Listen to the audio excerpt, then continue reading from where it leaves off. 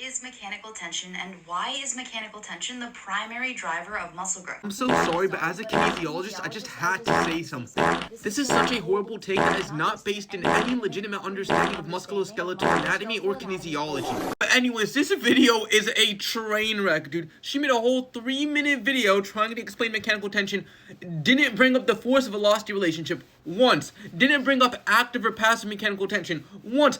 I don't even think she said the word cross bridges. Mechanical tension is most simply defined as a physical pulling force that creates tension in your muscles. This mechanical tension signals to components of your muscles like muscle spindles to stop or forcibly move to prevent injuries. Like, she's describing mechanical tension like it's an external force, like something that your entire muscle experiences at once, as if muscles just grow as a whole instead of things happening on a per fiber level. It's a muscle fiber phenomenon. And muscle spindles, they have nothing to do with this. Like, muscle spindles are separate structures from muscle fibers that help us detect things like stretch.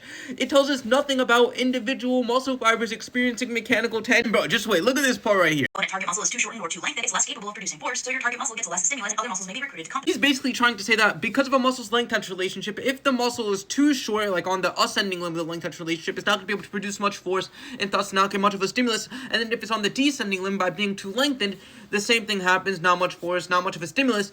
But then she shows a study on static stretching to prove her point. That has nothing to do with the length-touch relationship or any of this. Legit on the screen, it's saying that you should just avoid excessive stretching before testing for maximal strength. This has nothing to do with her claim, bro. She needs to have somebody peer review her videos before she publishes, dude. The products of muscle metabolism will physically stop your muscles from being able to produce force and ultimately build up and cause damage to your If anything, metabolite-related fatigue is the good kind of fatigue. It slows down the rate of actin and myosin cross bridges, which slows down our reps and thus allows us to have a greater degree of mechanical tension. And then she says it causes muscle damage. Dude, that's calcium ions. And now let's have a look at the practical application she brought. So how do you apply all this information to training? Well, don't freak out and keep it simple. Train hard, focus on recovery, and aim to lift more weight each week. Legit, none of this had to do with the topic of mechanical tension. Do you know what she's talking about, bro?